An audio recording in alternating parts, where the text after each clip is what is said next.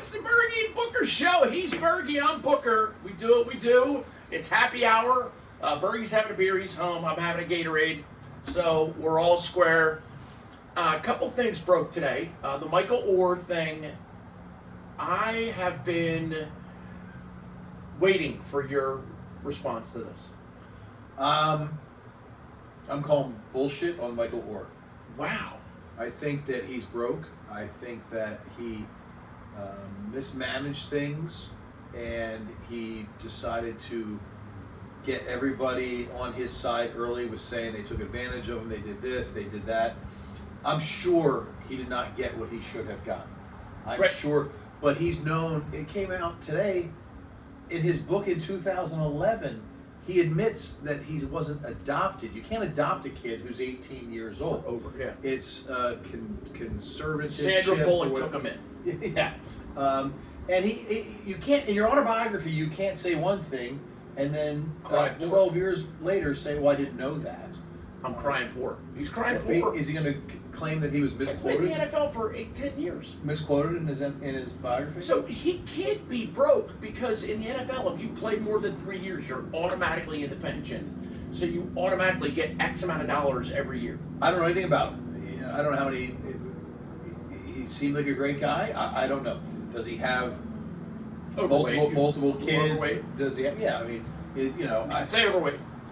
But He said he was overweight. Michael said, "Don't come for me." He said overweight. It seems like it's going to be one of those stories where everybody's outraged, and then all the facts are going to come out later, and it's going to be, oh, okay, well, I guess that wasn't the way, because and it's crazy because the Twitterverse or Xverse, whatever it's called now, they're calling for Sandra Bullock to have to give her Oscar back.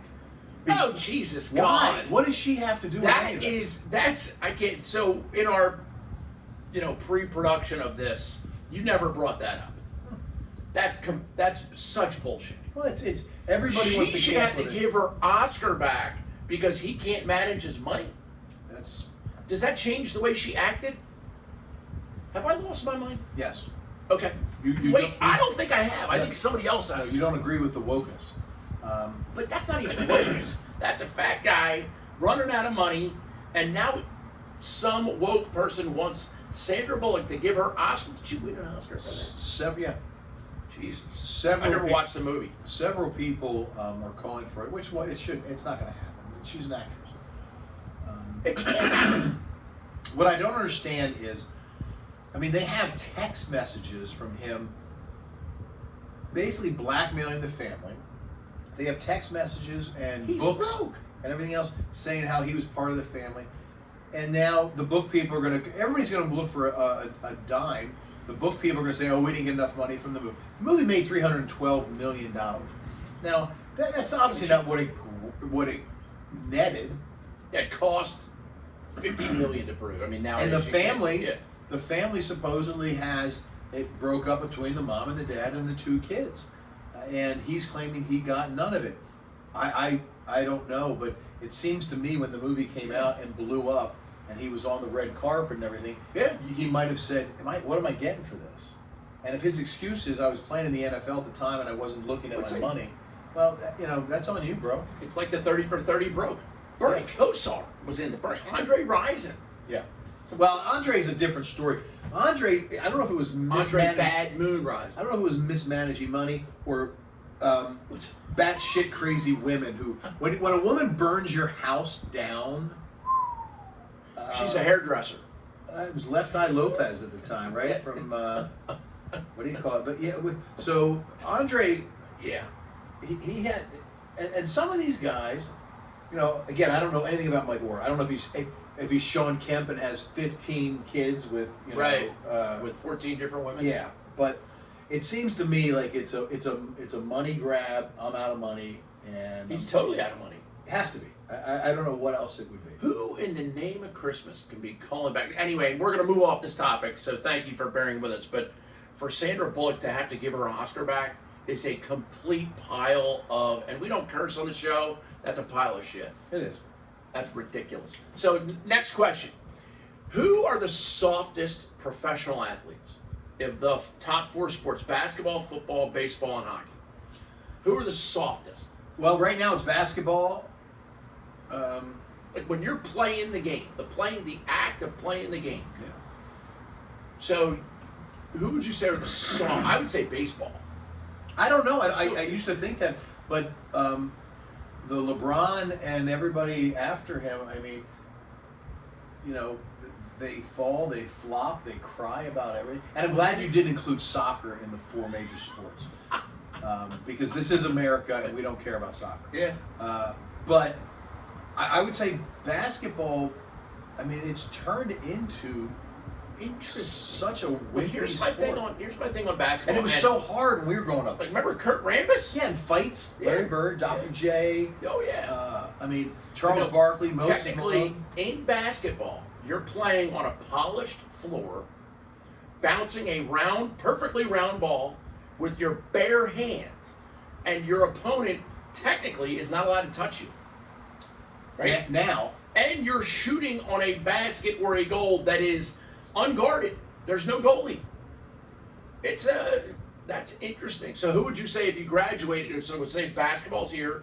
Obviously, you have to say baseball's next. Yeah. And then you have football and hockey. Right. Who's the toughest then? If you ask a football guy, they're going to tell you hockey.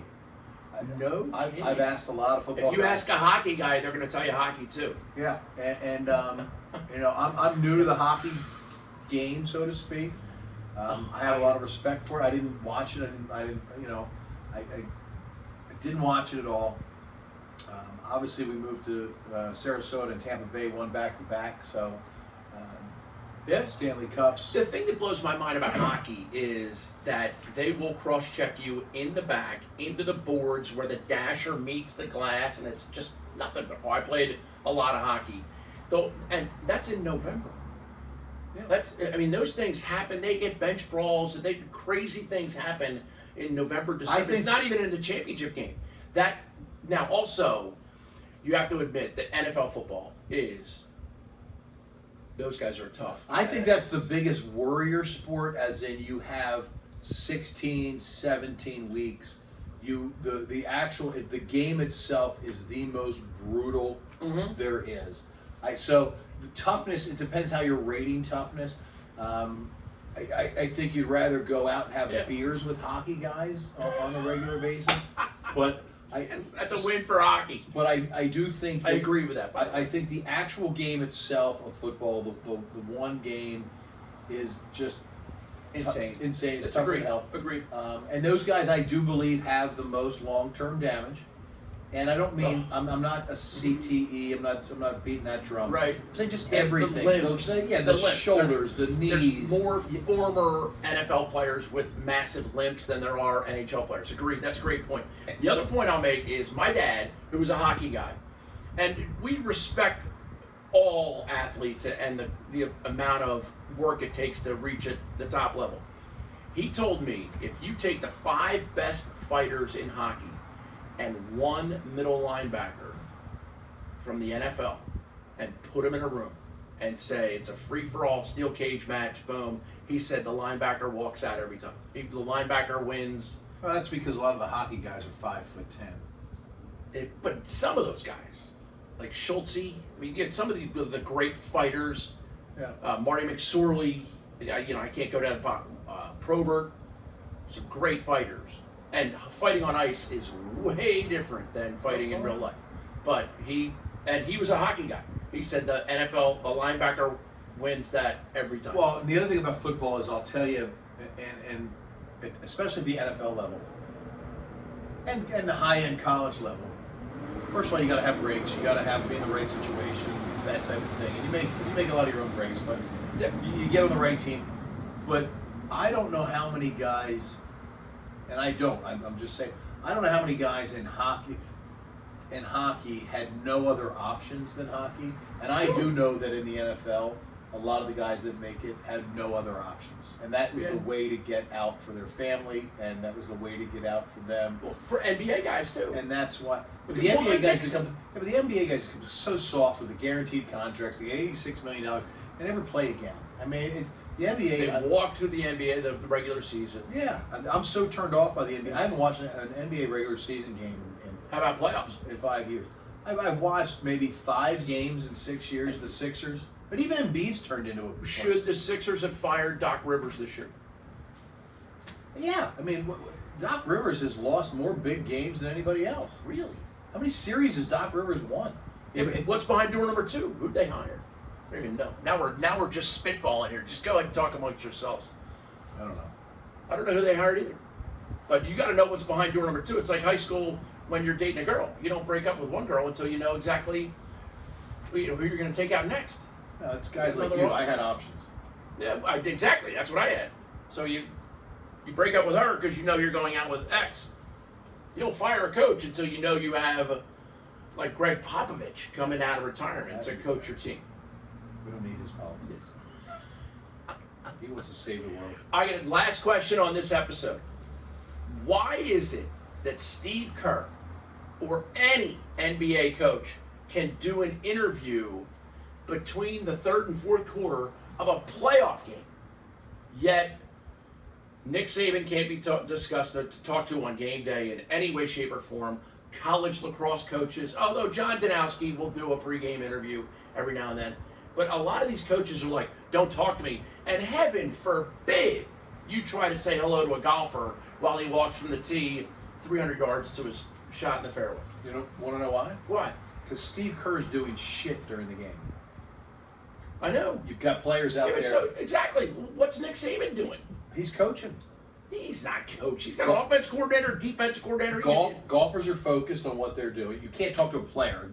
Some golfers will be like waving, hey, what's up? But they're players. They're not coaches.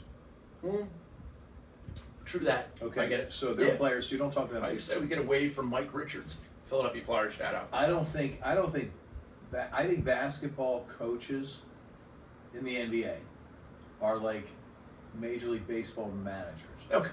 I think most of the work they do is not during the game. Sure. I think it's managing egos. I think it's getting people to and from this.